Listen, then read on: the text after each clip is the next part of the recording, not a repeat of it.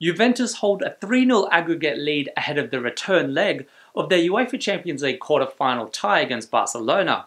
And the big question is, can the Spanish Giants achieve yet another miraculous comeback?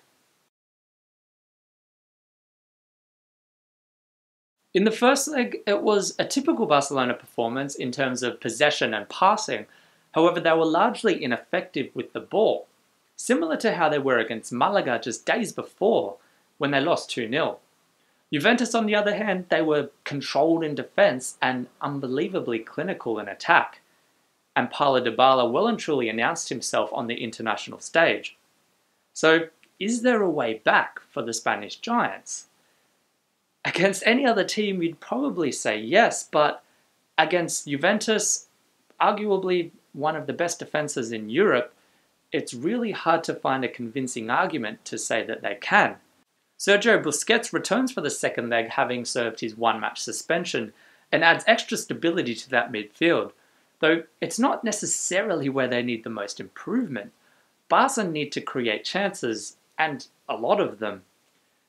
In the first leg, they were most effective when they tried to play through the Juventus defence on the ground, and that was mostly through the likes of Lionel Messi.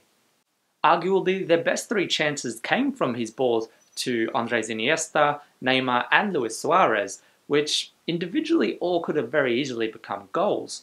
They looked much more effective in attack when they were doing this, instead of looping balls into the box, which for the likes of Giorgio Chiellini is somewhat of a comfort zone. A major disadvantage of their attack is that unlike their opponents, they struggle to provide any real width, which means the likes of a Lionel Messi has much less space to move in and around the box.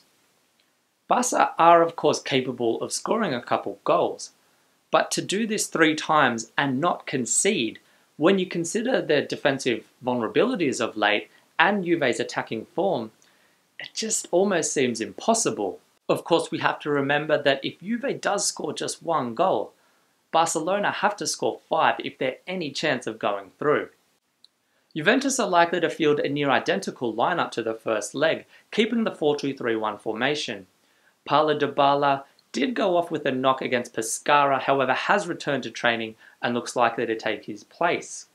Meanwhile, 6 of the 11 starters from the first leg didn't play against Pescara, including the likes of Gianluigi Buffon, Leonardo Bonucci and Giorgio Chiellini, meaning Juve will be well rested, particularly in their defensive line.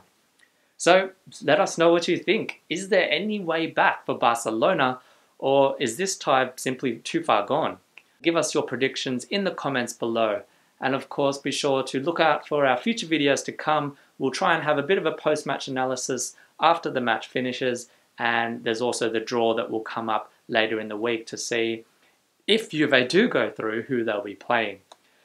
Otherwise, that's about it from me. Until next time, it's ciao for now.